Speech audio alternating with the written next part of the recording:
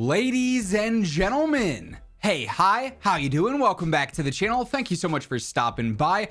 It seems like we might have some more surprising updates inbound for Warzone, either potentially in the near future or in a few seasons time, based on some newly updated game files that have leaked in the past few days, alongside some more questionable things going on much further on down the road as we get closer and closer to Call of Duty 2025. Obviously, the big news for Warzone as of late has all been focused around Verdansk. Ever since Season 2 Reloaded, we've had a lot of leaks and rumors surface in regards to Verdansk as a whole, about how the map is going to play out, what POIs are going to be there, what version of the map it's going to be. And then obviously we had the full-on Verdansk in Season 3 delay, pushing it back from March 20th to April 3rd.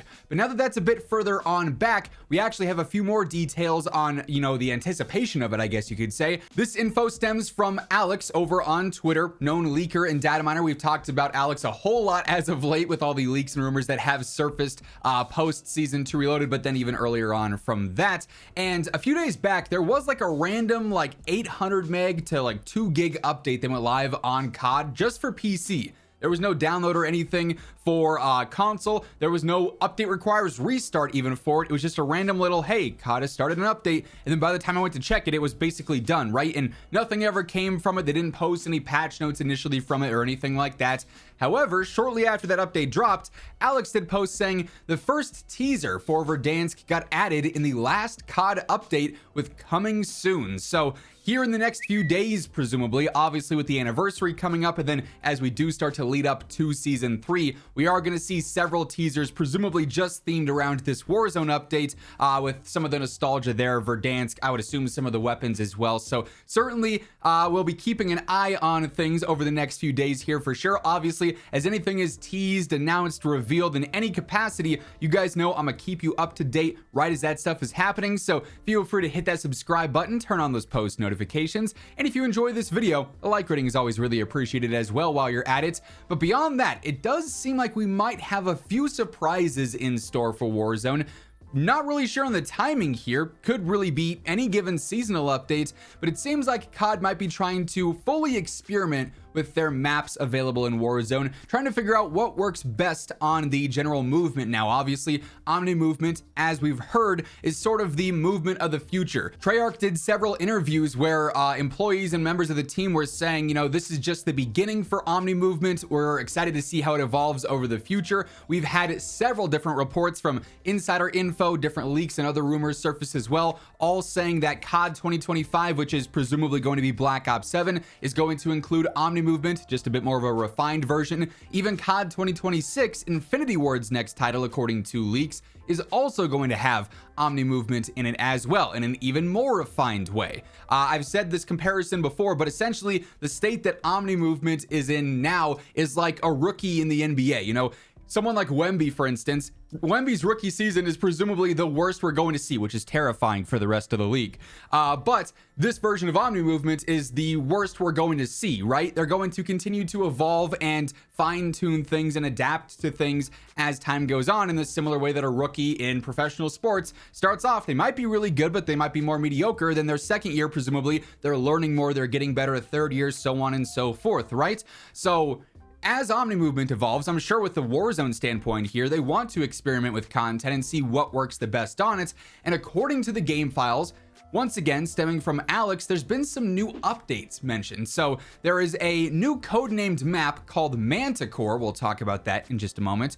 Sierra is the codename for Verdansk. No surprise there. We've known that for a bit, and obviously that's coming up here very soon. But now there are new versions of both Fortune's Keep and then also Vondel as well. Now, of course, we've seen Fortune's Keep return before. We had it in Warzone 1, then they took it out, then it was reintroduced with Modern Warfare 3 alongside Rebirth. Vondel, we obviously only had during MW2 and MW3, and it was on rotation, so if you didn't have the right squad size, you probably weren't playing it. But I've said this before, with the introduction of Omni movement, despite the fact that we've had these maps before in previous iterations of Warzone, it does introduce an entirely new dynamic for the map, especially with Omni movement on a map like Vondel. I actually said this when we first started talking about Omni movement, is like, Vondel seems like a map that would really benefit from a movement system like this, where we have the more advanced mantles, the diving, the sprinting, everything like that, that could make a lot of those fights a lot more interesting when it's rooftop to rooftop, building to building, so on and so forth, right? Like the gameplay design there could be very different compared to what we were playing on Vondel previously. Fortune's Keep, kind of the same deal, maybe not to the same extent because it is a very different design, a bit more of an open map, but still, obviously with the way that Omni movement plays and the way that the weapons perform and behave now, it'll be a slightly different experience to a certain extent, and this very well could be them in future seasons going through and maybe replacing Area 99 for a little bit with Fortune's Keep to see how the community response is to that, and same deal with Vondel.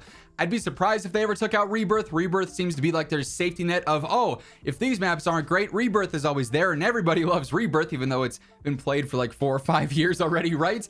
Dating back to Blackout, of course.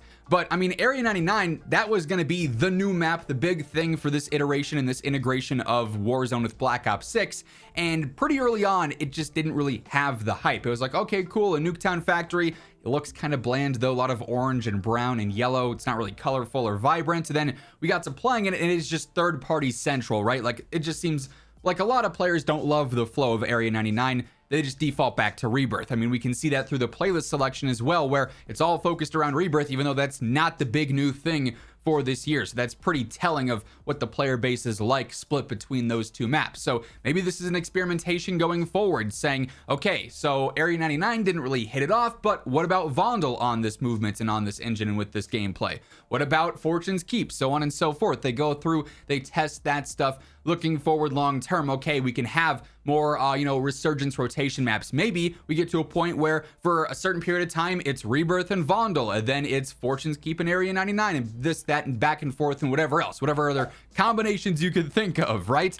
Obviously, not everyone is a fan of every map, so there will be situations just like before when we saw constant rotation of, oh, I want to play duos on Rebirth, but it's not available this week. I'm not playing Area 99, so those players just don't play. They're never going to appease everybody unless they go through and add in all of these maps, which I think would be the most surprising because they've pretty much been fully against mode salad, as they've called it before, where there's just too many playlist selections. Plus, that splits up the player base way too much, which is currently dwindling. And then you just can't find lobbies, or you can't fill lobbies, or have good connection, or ping to those lobbies. So this is an interesting situation. It does seem like they are updating Fortune's Keep and Vondel for a potential return here. The big question is just when. The other big question, though, is also Manticore, the other unknown map. Although it's not really unknown according to Alex, it is most likely referencing Avalon, the map that we should have been playing on right now for Warzone, of course. But we've also got the leaks and rumors recently that Avalon may be getting scrapped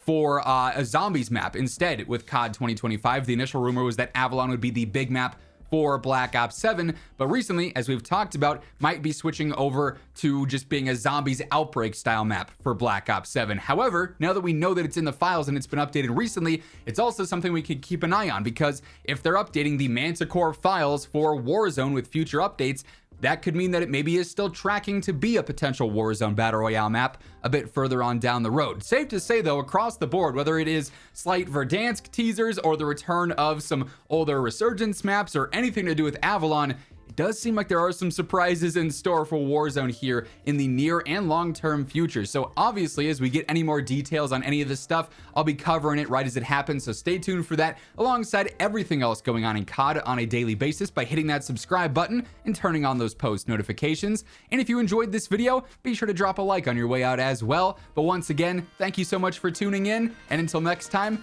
take it easy, have an awesome rest of your day, and I'll catch you later. Peace out.